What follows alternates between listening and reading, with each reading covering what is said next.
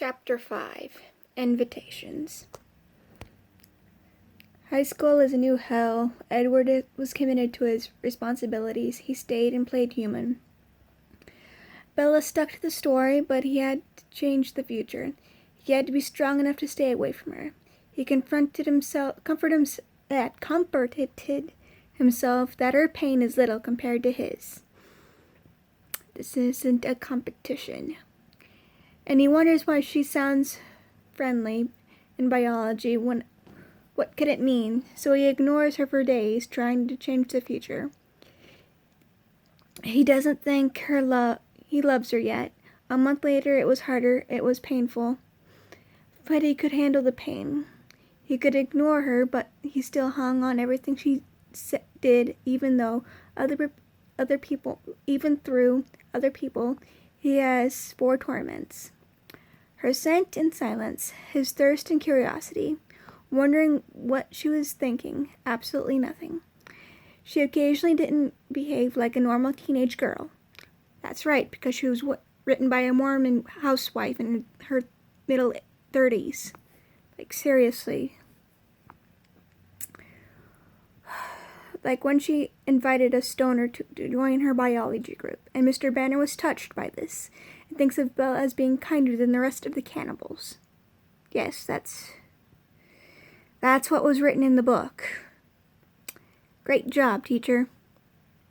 And Edward figures she went through more discomfort than any other willing stranger.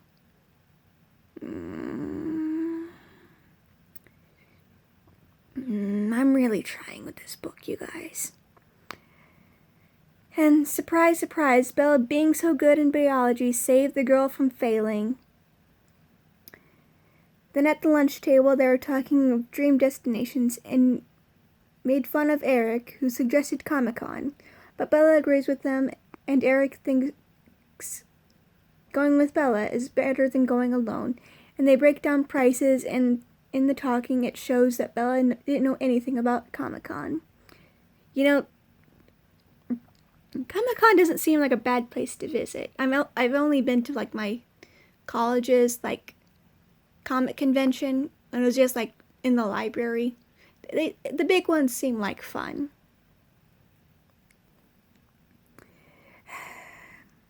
And she just chimed in to save Eric. It was often she would step out of her comfort zone for someone else that no one else seemed to notice, and had the most important quality of all of Bella's characteristics. She was good through and through. She was kind, self-effacing, unselfish, and brave.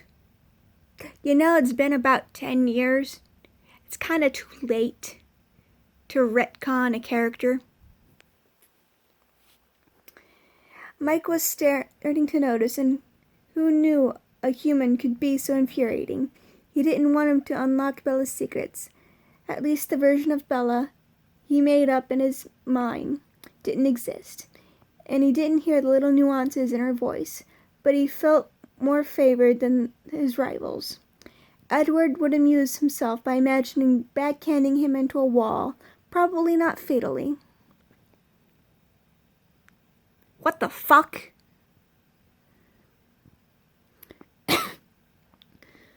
But Mike was worried Edward and Bella would have bonded over their shared trauma, and is happy it's the opposite.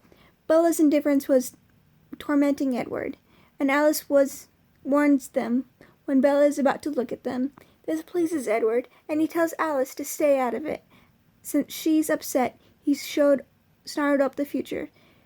Today would be harder than ever. Mike is going to ask Bella on a date. Jessica had already asked him, and she guessed why. He didn't say yes, and Edward once again wanted to shield Bella from her thoughts.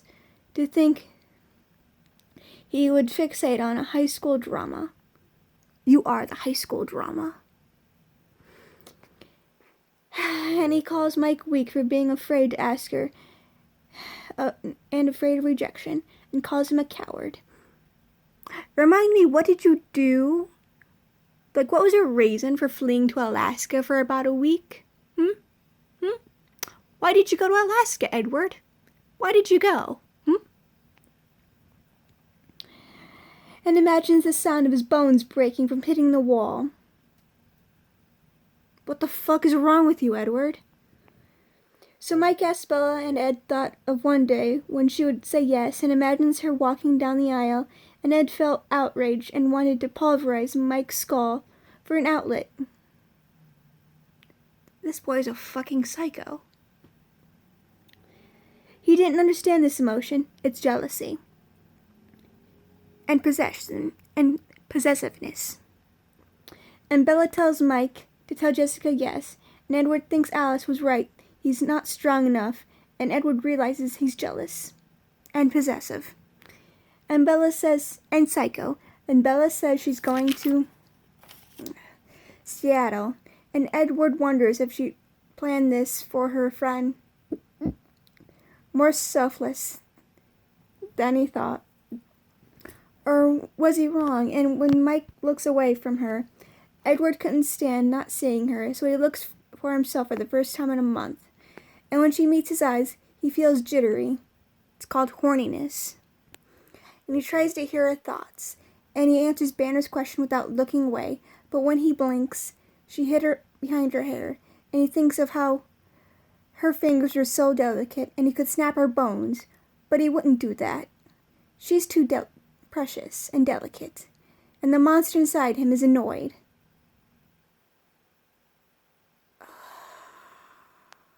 This is going to be the rest of the book, isn't it? When the bell rings, he calls out her name. She asks what does he want, and he decides to be truthful and apologize for being rude, saying it's better they weren't friends. She says he could have saved the regret and let her die. Edward is aghast. How could she think that? And says she doesn't know anything, and she must not think the same as other humans. She's entirely other.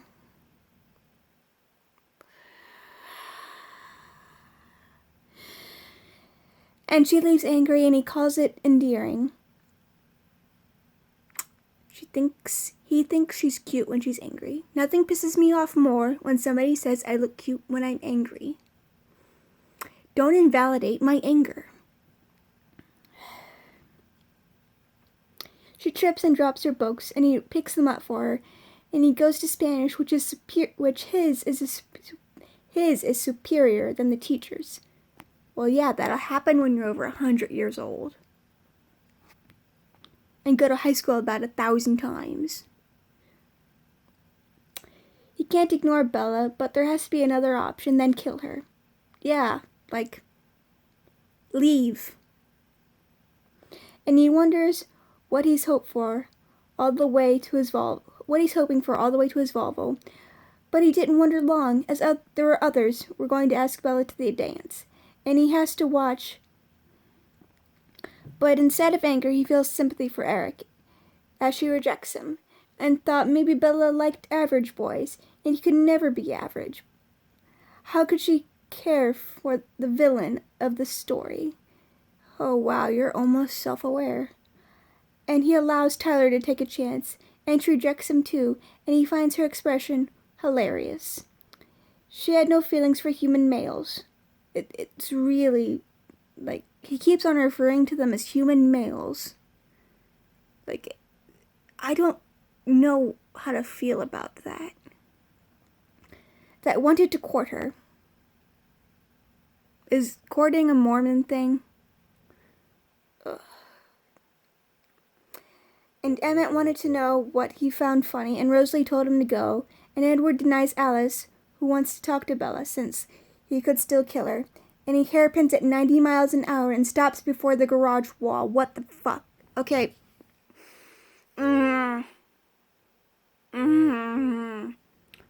Like, there are like so many commercials where it's like even 5 miles above the speed limit is deadly.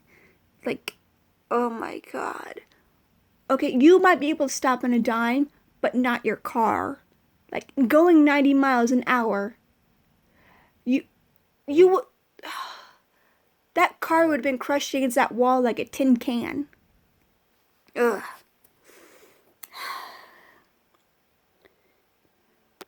Edward goes hunting and ate a group of elk and a bear.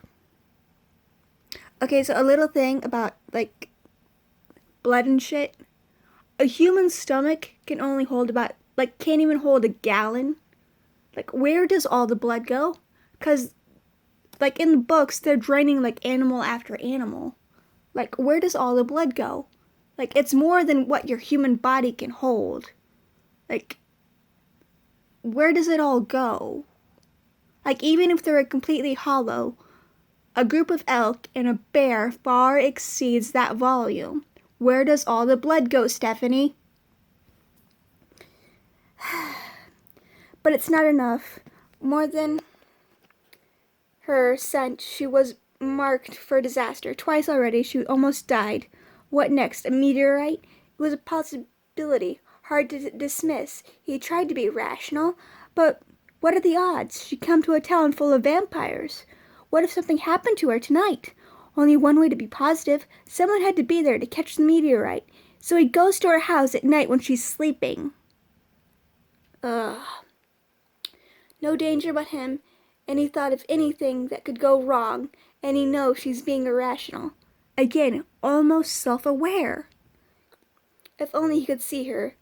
No, walk away right now. Walk away right now. It's getting far, far too creepy.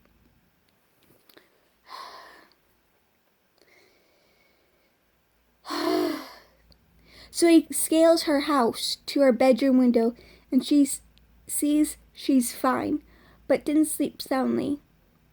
And he felt repulsed by himself, no better than a peeping Tom. And he was about to leave when he heard her call for her mom. He became curious. What were human roles to him? His family did plenty of fraud to exist, and the murders. After all that, why should he feel guilty over a misdemeanor? Human laws don't apply to him. Okay, if this book was written by anybody else, this would be a horror book. I'm not even joking.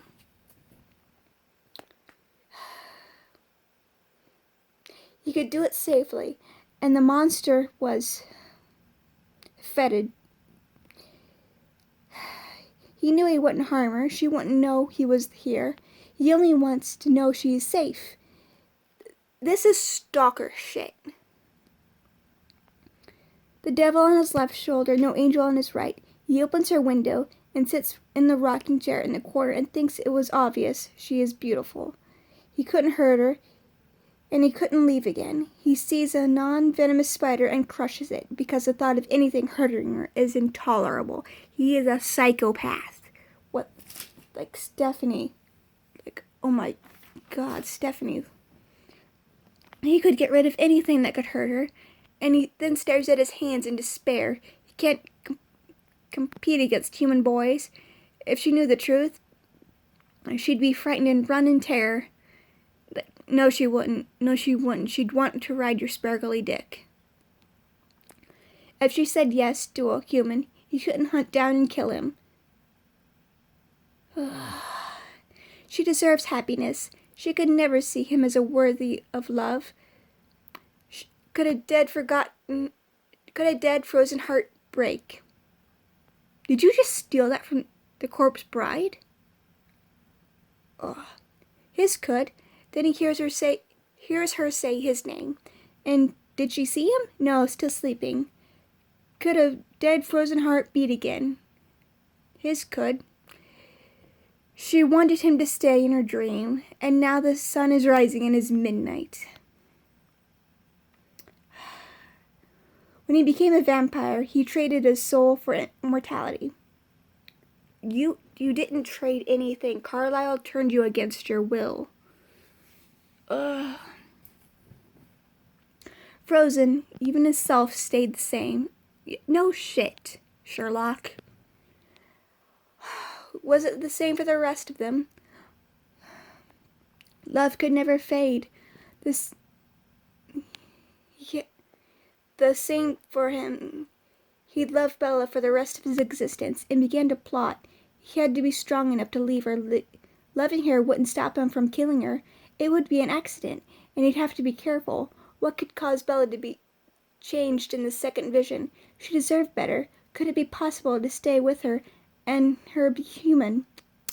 And he breathes in her scent, plotting until sunrise, and runs to school and watches Bella pull-in, and she still looked upset. Maybe she didn't care for him, and it wouldn't stop him until she said no.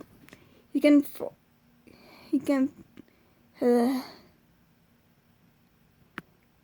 confirm with her she could never say yes, and he'd leave. He walks up to her and picks up her dropped keys. She asks how he got there, and he gaslights her again. She asks what was with yesterday, and he had to give Tyler a chance, and he's not pretending she doesn't exist. How could she think he was trying to irritate her to death? Did she know what he did to keep her alive? And now he's angry, and she's walking away, and he follows, and he apologizes. She asks why he won't leave her alone, and he wonders if that was what she wanted. So he gives her a choice and offers to drive her to Seattle, and then salts her truck, and follows when she keeps walking. She says she thought he didn't want to be friends.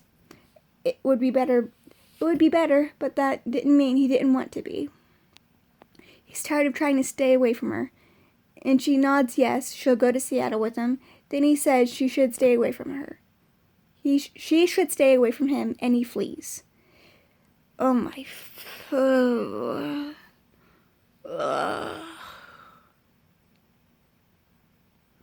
So many times you tell her it would be better not to stay friends, not to even be friends, and you need to stay away from her, and she needs to stay away from you, yet you just put yourself right in front of her.